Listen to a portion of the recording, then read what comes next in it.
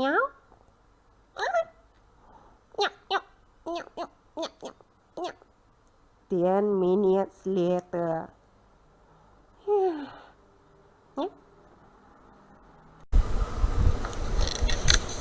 It is very difficult to pin down how a good idea for a story comes about, because to tell you the truth, it can come from anywhere. Today I will be talking about how I keep my story sense on high alert at all times. This post is not about doing research, because research only comes after you get an idea and you need to build the world and events around your story.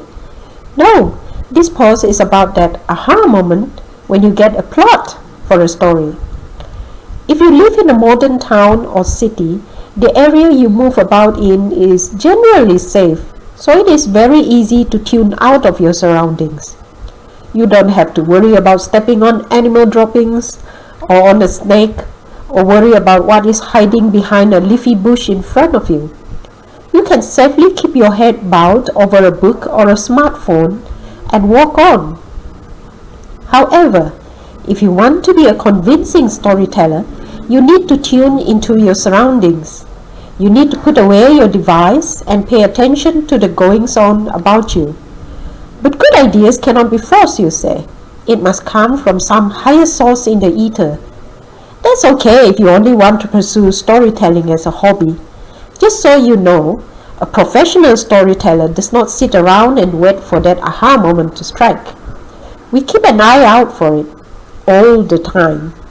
Here are 3 things I do to increase my chances of coming up with stories. Well, firstly, notice your surroundings. Yes, you will be that strange passenger on a commuter bus or train who is not looking down at a smartphone or a magazine. Keep in mind that this is not research to help you describe a train or a bus scene in your book. I will talk about research in a later video.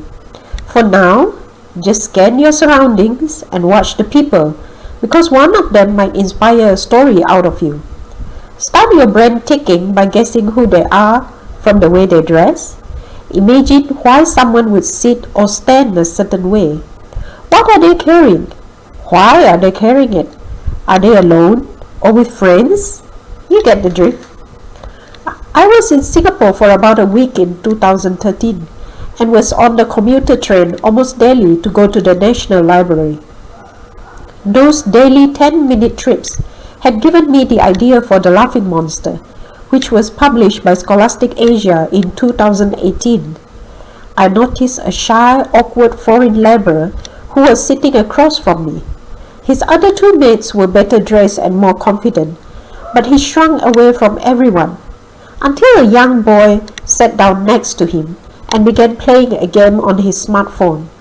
This shy man was so enchanted he could not look away.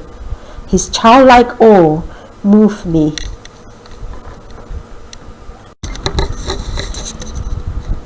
Secondly, tune into your emotions. Not everything, however, is story-worthy. So when you are looking for inspiration, listen to your heart. If something is a good idea but does not move your heart, don't waste time writing it.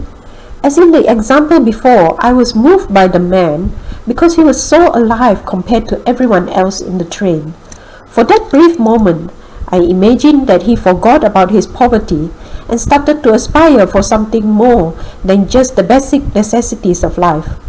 Was coming to work in Singapore worth the sacrifice of being separated from his loved ones? I don't know, but I can imagine that the time he spent watching the boy play had strengthened his resolve to succeed. It is not possible to move a reader if you cannot find anything to move you. Even when I am writing my children's stories, I always make sure that something about the story excites me or touches me emotionally. When I am writing horror, I focus more on the emotional anticipation rather than on the visual description of the monster. Nowadays, there are so much fantastic CGI and animated design of monsters that there is nothing awful enough that you can say about a monster's looks that is guaranteed to frighten the reader. So don't just focus on the looks. Give some attention to the emotions too. Lastly, make up a story. So after you see someone or something that moves you, the next step is to keep the flame going by making up a story in your head about this person or object. This will solidify that feeling you have for that moment. For example, as I was watching the foreign laborer watching the boy, I imagined him longing to learn to play the game. Then I imagined him wondering if he could ever afford a smartphone for himself or for his child back home. How long must he work? How much can he save? You can also do this for inanimate objects by projecting yourself into a situation. In most eateries in Cebu nowadays, when you order food, they will send the fork and spoon or chopsticks in a glass or bowl of hot water. One time, the serving girl placed in front of me a mug with its handle broken off. Immediately it occurred to me that the mug was still performing its most essential service, holding hot water. But now its role has changed from being a mug for drinking to being a vessel for pasteurizing utensils.